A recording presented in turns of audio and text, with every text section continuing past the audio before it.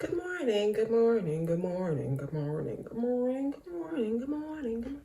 Do, do, do, do, do, do, do, do, do, do, do, do, do.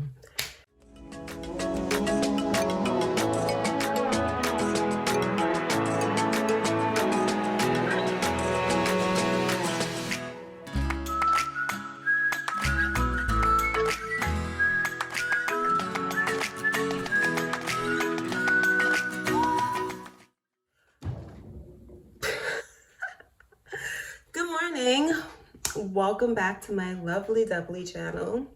Today's video is going to be a story time of me freezing my eggs. So it's going to be, my whole egg retrieval and freezing process kind of thing.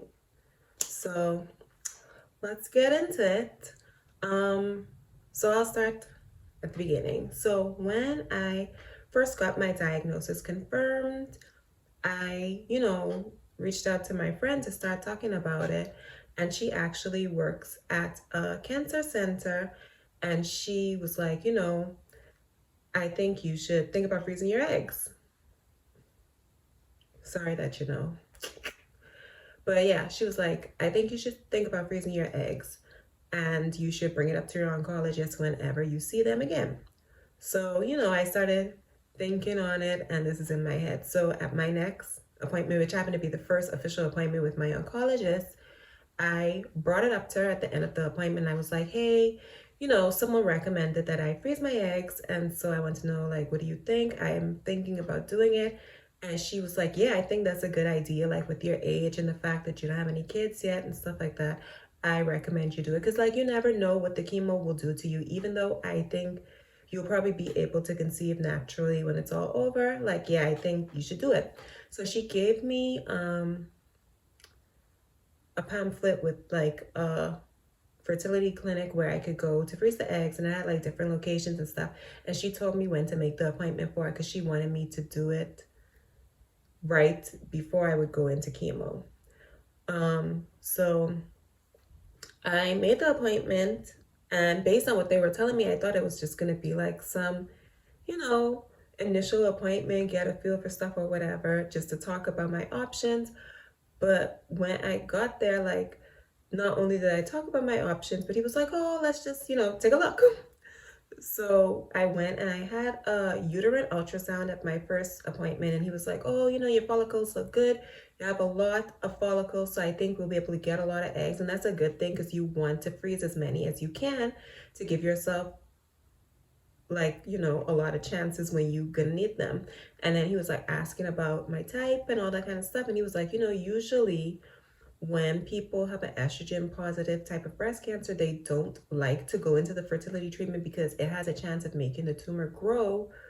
Because, like, with all the hormones you'll be on for the fertility treatment, that hormone also impacts the tumor. But he was like, if your doctor gave you the go ahead, then I'll do it. So he was in contact with my oncologist and they talked about it and they both agreed, like, yeah, they want me to do it. It's a good idea. And the good thing is that right after I was going to finish, I was going to go into chemo. So even if it did grow a bit from the fertility treatments, the chemo would immediately start shrinking it down. So, we came up with a plan and he was like, oh, you should contact Livestrong Foundation because they'll actually give you like a discount on your fertility treatments, and they'll give you the medicine instead of you having to pay for the medicine yourself because, they want to help people who have cancer be able to have kids in the future, or like other stuff they help you with too. But like for me, it would have been the fertility treatment that they were helping me with. So he was like, while you wait to get the process started, I suggest that you contact Livestrong right away because that'll help reduce the cost. Now, I'm not going to say exactly how much things cost because I think like talking about the price of stuff is a bit tacky. So I won't say publicly like what I ended up paying. But, if you're interested or if you are looking into it, like we could talk one-on-one about it. But anyway, I contacted Livestrong and I ended up getting approved. So I got a grant that reduced the cost of the treatments and the procedure and all of that because it was like one lump sum for all of the appointments, all my blood work, that would go with the appointments and the actual egg extraction. And then Livestrong actually shipped me the medications that I would need to get started. So everything was in motion. They told me about what diet I needed to be on, like a really high protein diet, and drink a lot of electrolytes, a lot of water. So like a lot of coconut water, Gatorade, Pedialyte, which I hate all three of them. But anyway, that's what I had to do. So they were like, just wait on your period, and once your period starts, we'll start with what you have to do. So I go home. I have the medicines in the fridge because like some of them had to be in the fridge, the injections. And I'm just waiting around. And usually I could set my watch by my period, but for some reason it just wouldn't come. And I think like, my body was under a lot of stress. My body kind of knew that once my period started, that would be like, the beginning of a whole new thing for me. And so my period just would not come. So finally, as I saw like it was getting close to when my first chemo was already scheduled, I called the fertility clinic back and I'm like, hey, my period hasn't started. And they're like, okay, come in and we'll check your levels. We'll give you another uterine ultrasound. We'll do some blood and we'll see where you are in your cycle. And if you're in a good place, we'll just let you start even though your period hasn't started. So I go in, and keep in mind, the actual fertility clinic is like over an hour from where I am staying. So we drive over an hour, we do the levels and all that kind of stuff, only for me to get home and my period starts. I was pissed, but I'm like, okay, whatever, the process is starting. So anyway, they ended up calling me the same day and were like, yeah, your levels are good, we want you to start tonight. Now the way it worked at this particular clinic was that every day after you go to your appointment, that you call this mailbox, and each person has like private codes and stuff, and your mailbox will give you instructions of what medicine to take, how much units to give yourself, and then they would tell you like the results of your appointment, like what your estrogen levels were and stuff like that from the appointment you go to in the morning. So you had to go to an appointment at first it was every couple of days, then it got to every day between 8 and 10, and my appointments usually were 8 in the morning. You go, you get your levels done, you get an ultrasound, and then you call the mailbox and they tell you what to do based on what your levels and stuff were. So I actually wrote all of this down, so I'll go get the book in a bit to show like what all you had to do every day. Like once I got my message, I would write down what they said to do, what my estrogen was, whatever. So the first day, I had to do 2 shots, Gonal F and Mana Pure. And then I also at the time was taking pills to make sure I keep my estrogen as level as possible, because even though they needed it to go up to grow the eggs, they also needed it to stay like kind of level so the tumor wouldn't grow. So yeah, I would do the 2 shots every night and then take either 1 or 2 pills, I can't remember, but I'll look in the book. And I would do that and then listen to the mailbox, see when I had to go to the doctor again, go to the doctor, get my blood work done, get a uterine ultrasound. And like it was like a routine for me. Like I even started taking pictures in the ultrasound office while I was waiting on them and stuff like that. So like I'll post that, but like it might be too vulgar for some people, I don't know. But yeah, you do the uterine ultrasound and they would show me on the screen like how many eggs were growing, and they would write down which were the biggest, what were their sizes, they would measure them. And boom, you go home, listen to the mailbox, follow the instructions, and that's what I kept doing. Then once you got like halfway through, like they had told me the process would be between 10 and 15 days, and I think I took either 11 or 12 days. But once you got halfway through, they had to make sure you didn't ovulate and lose all the eggs that you were growing. So that's when I started taking 3 shots every night. So it was the Gonal F, the Mana Pure, and then Cetrotide they added. So prior to the Cetrotide, honestly, giving myself the shots wasn't that hard. I took like video of it, so I'll insert it somewhere in here. But giving myself the 2 shots wasn't that hard. But once it started getting to the 3, the Cetrotide actually hurt a bit, and then like I would have like a little swelling on my stomach after I gave myself the Cetrotide, just for like an hour or so. It usually went away, but that shot actually hurt. The other 2 didn't really hurt like that. And then like as I started getting further along in the process, like my stomach started bloating because so many eggs were growing. So it got harder to like pinch myself to be able to give the shots. So, it got a little harder as the process went on, but it still wasn't really that bad for me. Um, the worst part was the diet because they were like, eat a lot of protein. Like if you usually eat 2 eggs for breakfast, eat four. I can't eat no 4 eggs. Like my mom would try to give me three, and even that was rough. And then like I hate Gatorade, I hate going in the water. And then I discovered that I don't like Pedialyte through this either. And they were like, oh, you need to drink a lot of electrolytes because that'll help you, to prevent hyperstimulation, which is one of the side effects from the fertility treatment. And they were like, you really need to try to prevent hyperstimulation, especially if you end up getting a lot of eggs. That's when you could get the hyperstimulation. And based on the way my appointments were going, every day they'd be like, oh, you have a lot of eggs. Like, you need to be careful. Like, if you're drinking 2 Gatorade a day, like, drink 4. You need to be careful because, like, we're seeing a lot of eggs. So, I would try to drink as much Gatorade as possible. My mom would give me Pedialyte with every meal, but it still was hard to drink the amount like they wanted me to drink because I don't like the taste of any of those things. But anyway, I kept going through, and then like once you hit the halfway mark, you start going for appointments instead of like every couple days. You now go for appointments every day. Every day you get your blood drawn. Every day you get a urine ultrasound.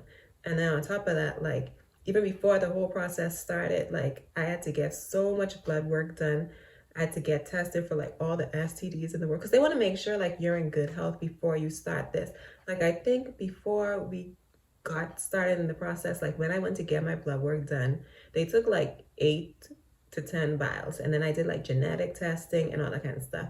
And I got back my genetic results, and I only had like one thing that was like an off genetic marker, but it's not like a big deal. And they said that the only thing they would do is when I was ready to use my eggs, they would test my future partner for their genetics too to see if we had the same thing, because then it would give the kid a higher chance of getting it. But it's not like a big thing. It was just like something that has to do with adrenal glands or functions or something like that. I can't remember. But yeah, that was my only genetic marker thing. So yeah, back to the appointment. So I'm now going every day, and like now the uterine ultrasounds are starting to get pretty uncomfortable because so many eggs are growing and they're getting so big. And I think like toward the end, she actually showed me like how many eggs I had, and like I made this joke like, oh, it's me, the farm. And I think I have a picture of that, so I'll put that into. So yeah, I had a lot of eggs. A lot of eggs were growing. And then when we got to the end, the last like day or 2 days, like the Saturday and the Sunday before the extraction, because my extraction was on a Monday, I was finally off all of the other shots, but still taking the pills to keep my estrogen level. And then I gave myself the Lupron trigger shot the Saturday night and then the Sunday morning. And even though the other shots, like you had to stay within a 2-hour window between 7 to 9, the Lupron shot, you had to really be on it because they wanted you to take it the exact same time Saturday night as Sunday morning, like exactly 12 hours apart. Like they called me in on the voicemail. They were like, we want you to take it at 7:45, not a minute earlier, not a minute later, and then 7:45 Sunday morning, not a minute earlier, not a minute later. And once I gave myself the last Lupron shot Sunday morning, I had one final appointment. But they only checked my blood because they were like, at this point, they don't want to damage the eggs, so they don't want to do any more uterine ultrasounds. They'll just go off all the information they had previously and let that be that. And so Monday morning would be my extraction. So yeah, that's the way it went. And then everything was good. Like they say the side effects that you might have is like moodiness, bloat, fatigue, like, period kind of symptoms. I personally didn't really experience any symptoms like that. Like if you talk to people, they'll say I was kind of moody and kind of sharp with them. I don't feel like I was more than my regular self. And then I started getting bloat towards the end. Like I wasn't wearing any jeans toward the end, like leggings and sweatpants only, because it just felt so uncomfortable to button stuff, and like my stomach felt so taut. But other than that, I didn't really have any side effects like to say that were impacting my life. The hardest thing was keeping up with the diet, like eating the protein and the electrolytes. So I'm gonna get the book now to show you like what they were doing. I'm back with my handy dandy journal that you guys have probably seen at least 60 times by now. But yeah, so yeah. Oh, see, I found the notes. So this was saying like the one genetic condition I had, it's this thing here. And this is like what could happen. And they just recommend my partner get tested. And then, oh, here's like some of my notes. So it's like Saturday. Well, it's like backwards, but it's like Saturday, what my estrogen was, what all I have to take, what all I have to do, and then when I have to come back to the doctor. So I would just write the notes in this every time they called. Like, here's more pages of notes. And, you know, boom, I was ready. So there, that is the process of me getting from the first appointment up until the extraction. Stay tuned because I'm gonna do a second video with the extraction and then recovery, I guess. So yeah, this is the process of me just from the beginning to right before the extraction. I don't think it was like a bad process for me. And if people are my age and in my condition, or if they're like my age and don't know when their man is coming and want to freeze their eggs, like I would definitely recommend it because it wasn't a hard process for me personally. So I forgot to record an outro, but you know, that's the end of my egg retrieval process. I'm back in bed. It's the second day after chemo. I'm a little fatigued, but thank you for watching. Stay tuned. Like I said, it's going to be a part 2. And you know, just like the video, drop a little comment if there's something you want to say. And thanks again for watching.